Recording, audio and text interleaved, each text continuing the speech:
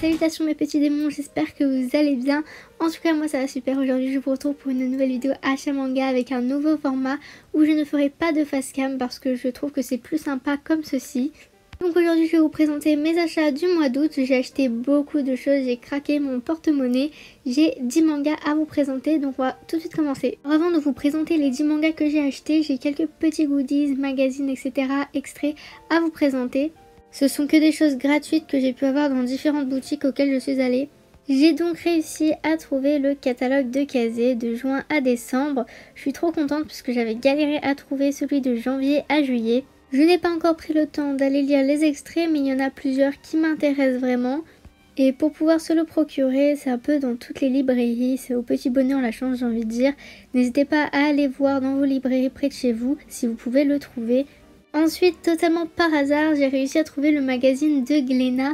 Je pensais jamais le trouver puisque tout simplement de base je ne vais jamais à Cultura. Et j'y étais allée pour acheter des livres de français et j'ai eu beaucoup de chance, je suis trop contente. Alors ce magazine je le trouve beaucoup moins intéressant que celui de Kazé, après c'est une préférence. Il y a un extrait de Dr Stone que j'aimerais bien lire, sinon après il y a un autre manga un peu de cyborg qui pour le coup m'intéresse beaucoup moins. Il est gratuit évidemment et pour se le procurer c'est exactement pour Kazé. Essayez d'aller dans vos librairies voir si vous pouvez le trouver. Ensuite j'ai réussi à trouver deux magazines qui m'intéressaient particulièrement. Je les ai principalement achetés pour les posters mais j'ai quand même lu les interviews qui m'intéressaient le plus. J'ai pu apprendre pas mal de choses sur certains animés ou mangas. Donc j'ai pris tout d'abord le Coyote Mag, le classique. J'ai accroché quelques posters, donc je vous les présenterai en fin de vidéo. Puis le deuxième, le Animeland, je l'ai principalement pris pour le magnifique poster de l'attaque des titans. Je vous le montrerai également en fin de vidéo, il est vraiment juste sublime. Et j'ai également lu les interviews, elles étaient assez intéressantes. Ensuite, dans un tome de manga que je vais vous présenter juste après, j'ai pu me procurer ce petit extrait du chapitre 1 de Earth Gear. Je l'ai pas encore lu, mais pourquoi pas le faire, peut-être que je vais accrocher à cette œuvre. Puis également dans un tome de manga, j'ai réussi à me procurer ces petits flyers de Jujutsu Kaisen, donc c'est pour faire la promotion du manga. On va enfin pouvoir passer au manga, donc tout d'abord je me suis procuré le tome 22 de l'attaque des titans. J'avais déjà acheté le tome 30, vous allez me dire mais pourquoi le tome 22 ? Tout simplement parce que j'aimerais bien avoir la suite de la saison 3. Je sais que la saison 3, elle se termine justement pendant ce tome 22. Mais je me suis dit que ce serait plutôt sympa de se remettre un petit peu en tête la fin de cette saison. Et puis tout simplement, je suis rentrée tellement facilement dans l'histoire que je ne regrette absolument pas de m'avoir acheté ce tome.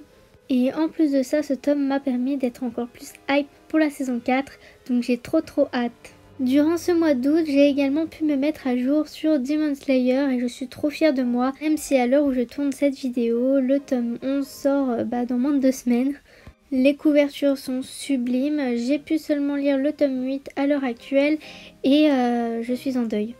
Voilà, le tome 8 m'a bouleversée et j'ai encore du mal à m'y remettre. Donc du coup le tome 9 et 10 qui sont en fait un nouvel arc, je ne les ai pas encore lus mais je sais qu'ils sont incroyables et j'ai très hâte de les lire. Ensuite, la routine, comme dans chaque achat manga, un petit tome de Black Clover. Donc là, j'en suis au tome 14. Je ne l'ai pas encore lu à l'heure où je fais la voix haute de cette vidéo. Mais Black Clover, une valeur sûre, c'est mon manga préféré. J'aime énormément les dessins. Je suis très attachée à l'histoire et aux personnages. On a des combats toujours juste incroyables. Donc j'ai très hâte de lire la suite. J'ai encore une petite dizaine de tomes de retard sur la parution papier, mais je compte bien sur Noël et mon anniversaire pour me mettre à jour sur cette série que j'aime énormément.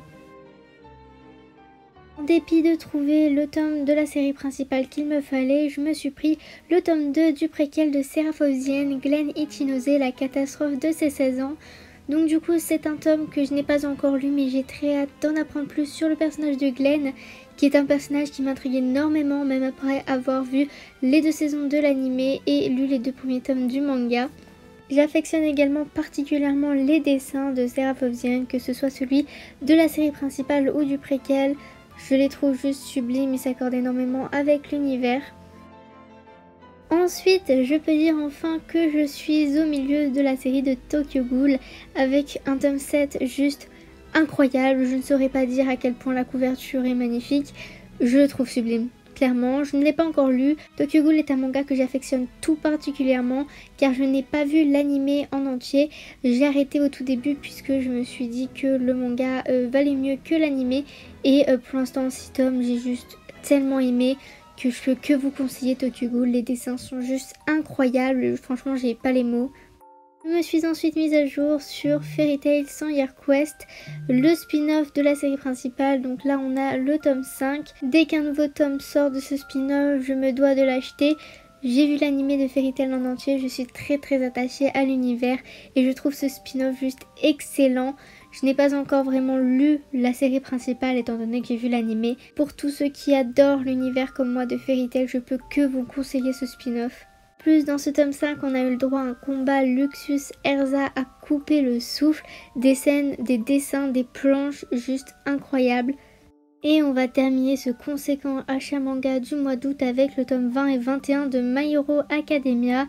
J'ai décidé de me mettre à jour sur My Hero Academia, mais comme j'ai vu l'animé en entier, j'avais pas envie de me prendre les 20 premiers tomes, mais de continuer directement avec ce qui se rapprochait le plus de la suite de l'animé.